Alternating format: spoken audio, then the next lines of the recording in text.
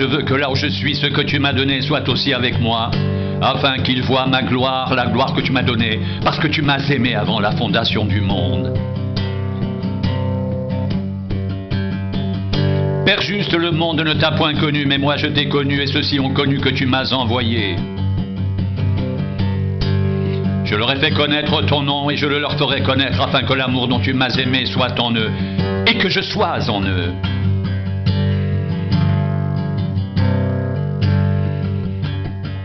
Lorsqu'il eut dit ces choses, Jésus alla avec ses disciples de l'autre côté du torrent du Cédron, où se trouvait un jardin, dans lequel il entra, lui et ses disciples. Judas, qui le livrait, connaissait ce lieu, parce que Jésus et ses disciples s'y étaient souvent réunis.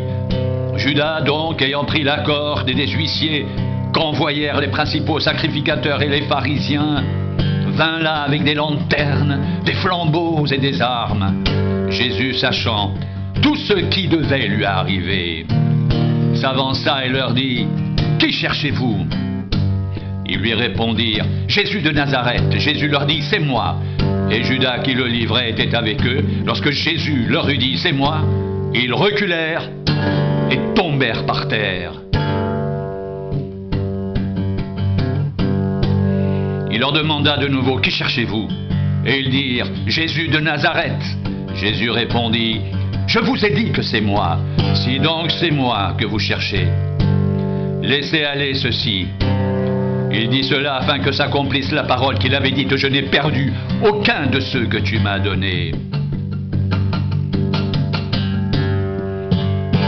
Simon-Pierre, qui avait une épée, la tira, frappa le serviteur du souverain sacrificateur et lui coupa l'oreille droite. Ce serviteur s'appelait Malchus.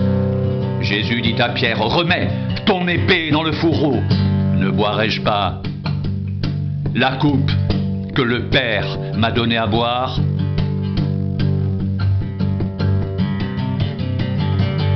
La corde, le tribun et les huissiers des Juifs se saisirent alors de Jésus et le lièrent.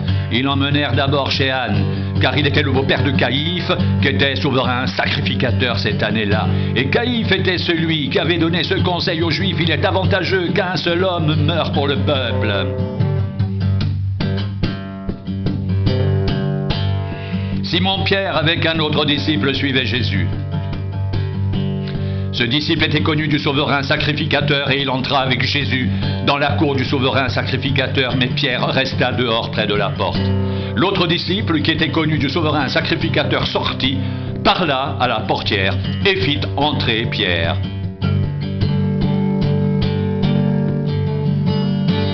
Alors la servante, la portière, dit à Pierre: « Toi aussi, n'es-tu pas des disciples de cet homme ?» Il dit: « Je n'en suis point. » Les serviteurs et les huissiers qui étaient là avaient allumé un brasier car il faisait froid et ils se chauffaient. Pierre se tenait avec eux et se chauffait aussi.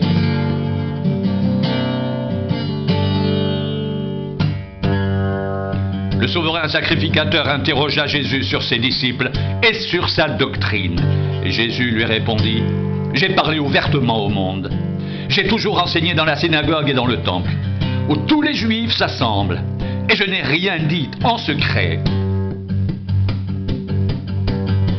Pourquoi m'interroges-tu? Interroge sur ce que je leur ai dit, ceux qui m'ont entendu. Voici, ceux-là savent ce que j'ai dit. » À ces mots, un des huissiers qui se trouvait là donna un soufflet à Jésus en disant: « Est-ce ainsi que tu réponds au souverain sacrificateur ?» Jésus lui dit: « Si j'ai mal parlé, explique-moi ce que j'ai dit de mal. Et si j'ai bien parlé, pourquoi me frappes-tu » Anne l'envoya lié à Caïphe, le souverain sacrificateur. Simon-Pierre était là et se chauffait.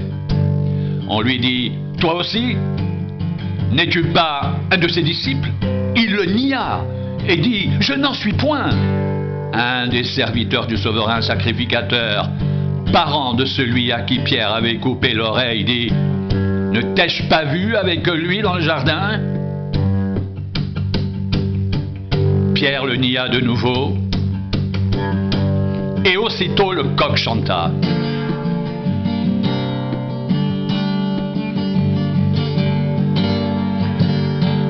soldats conduisirent Jésus de chez Caïphe au prétoire. C'était le matin. Ils n'entrèrent point eux-mêmes dans le prétoire afin de ne pas se souiller et de pouvoir manger la Pâque. Pilate sortit donc pour aller vers eux et il dit: « Quelle accusation portez-vous contre cet homme ?»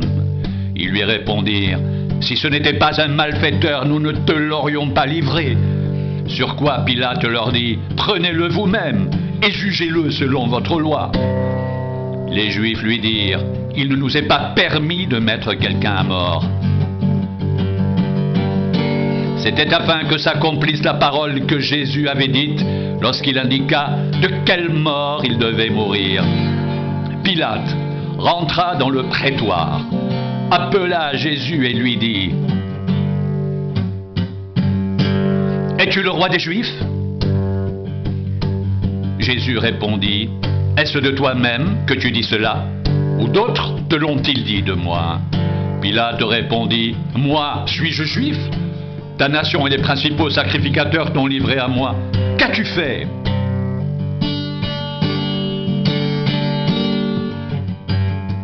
Mon royaume n'est pas de ce monde, répondit Jésus.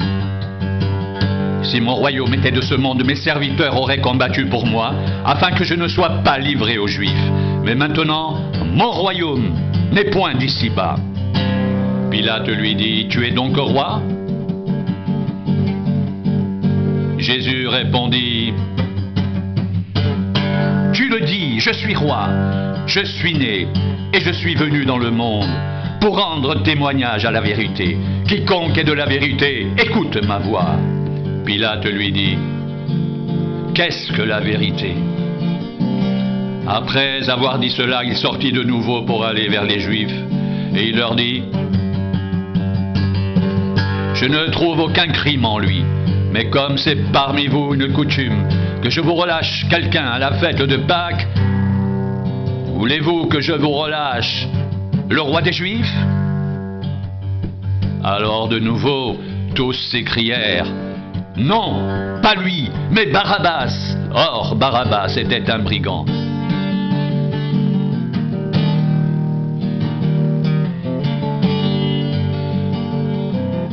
Alors Pilate prit Jésus et le fit battre de verges. Les soldats tressèrent une couronne d'épines qu'ils posèrent sur sa tête et le revêtirent d'un manteau de pourpre. Puis s'approchant de lui, il disait: « Salut, roi des Juifs !» et il lui donnait des soufflets. Pilate sortit de nouveau et dit aux Juifs: « Voici, je vous l'amène dehors, afin que vous sachiez que je ne trouve en lui aucun crime. » Jésus sortit donc, portant la couronne d'épines et le manteau de pourpre, et Pilate leur dit: « Voici l'homme. »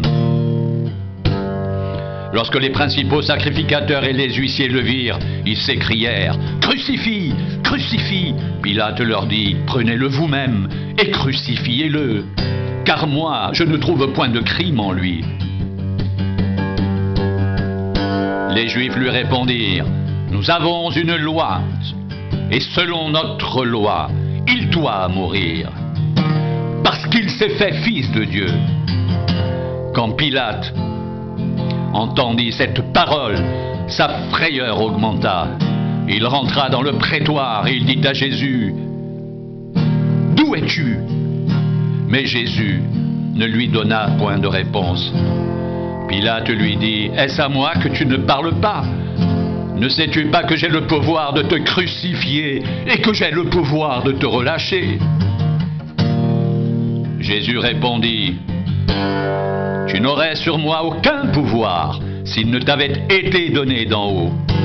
C'est pourquoi celui qui me livre à toi commet un plus grand péché. » Dès ce moment, Pilate cherchait à le relâcher, mais les Juifs criaient: « Si tu le relâches, tu n'es pas un ami de César. Quiconque se fait roi se déclare contre César. » Pilate, ayant entendu ces paroles, amena Jésus dehors, et il siégea au tribunal, au lieu appelé pavé, et en hébreu Gabata. C'était la préparation de la Pâque. et environ la 6e heure. Pilate dit aux Juifs: « Voici votre roi !» Mais ils s'écrièrent: « Ôte, ôte, crucifie-le !» Pilate leur dit: « Crucifierai-je votre roi ?» Les principaux sacrificateurs répondirent: « Nous n'avons de roi que César !» Alors, il le leur livra pour être crucifié. Ils prirent donc Jésus et l'amenèrent.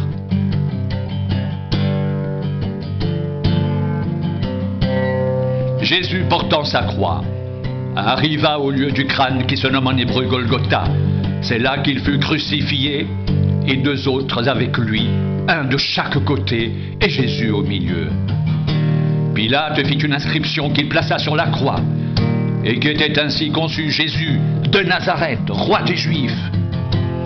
Beaucoup de Juifs lurent cette inscription, parce que le lieu où Jésus fut crucifié était près de la ville. Elle était en hébreu, en grec et en latin. Les principaux sacrificateurs des Juifs dirent à Pilate: « N'écris pas roi des Juifs, mais écris qu'il a dit: Je suis le roi des Juifs. » Pilate répondit: « Ce que j'ai écrit, je l'ai écrit. » Les soldats, après avoir crucifié Jésus, prirent ses vêtements. Ils en firent 4 parts, une part pour chaque soldat. Ils prirent aussi sa tunique, qui était sans couture, d'un seul tissu, depuis le haut jusqu'en bas. Et ils dirent entre eux: « Ne la déchirons pas, mais tirons au sort à qui elle sera. » Cela arriva afin que s'accomplisse cette parole de l'Écriture: « Ils se sont partagés mes vêtements, et ils ont tiré au sort ma tunique. » Voilà ce que firent les soldats. Près de la croix de Jésus se tenaient sa mère et la sœur de sa mère Marie, femme de Clopas, et Marie de Magdala. Jésus, voyant sa mère, et auprès d'elle le disciple qu'il aimait, dit à sa mère: « Femme, voilà ton fils. » Puis il dit au disciple: « Voilà ta mère. » Et dès ce moment, le disciple l'a pris chez lui. Après cela, Jésus, qui savait que tout était déjà consommé, dit afin que l'écriture soit accomplie: « J'ai soif. » Il y avait là un vase plein de vinaigre. Les soldats en remplirent une éponge, et l'ayant fixée à une branche d'hysope, ils l'approchèrent de sa bouche. Quand Jésus prit le vinaigre, il dit: « Tout est accompli. » Et baissant la tête, il rendit l'esprit. Dans la crainte que les cornes restent sur la croix pendant le sabbat, car c'était la préparation, et ce jour de sabbat était un grand jour, les Juifs demandèrent à Pilate qu'on rompe les jambes aux crucifiés et qu'on les enlève. Les soldats vinrent donc et ils rompirent les jambes au premier, puis à l'autre qui avait été crucifié avec lui. S'étant approchés de Jésus et le voyant déjà mort, ils ne lui rompirent pas les jambes. Mais un des soldats lui perça le côté avec une lance, et aussitôt il sortit du sang et de l'eau. Celui qui l'a vu en a rendu témoignage, et son témoignage est vrai, et il sait qu'il dit vrai, afin que vous croyiez aussi. Ces choses sont arrivées afin que l'Écriture soit accomplie. Aucun de ces os ne sera brisé. Et ailleurs, l'Écriture dit encore: ils verront celui qu'ils ont percé. Après cela, Joseph d'Arimathée, qui était disciple de Jésus, mais en secret, par crainte des Juifs, demanda à Pilate la permission de prendre le corps de Jésus, et Pilate le lui permit. Il vint donc et prit le corps de Jésus. Nicodème, qui auparavant était allé de nuit vers Jésus, vint aussi, apportant un mélange d'environ 100 livres de myrrhe et d'aloès. Il prit donc le corps de Jésus et l'enveloppèrent de bandes avec les aromates, comme c'était la coutume d'ensevelir chez les Juifs. Or, il y avait un jardin dans le lieu où Jésus avait été crucifié, et dans le jardin un sépulcre neuf où personne encore n'avait été mis. Ce fut là qu'ils déposèrent Jésus, à cause de la préparation des Juifs, parce que le sépulcre était proche.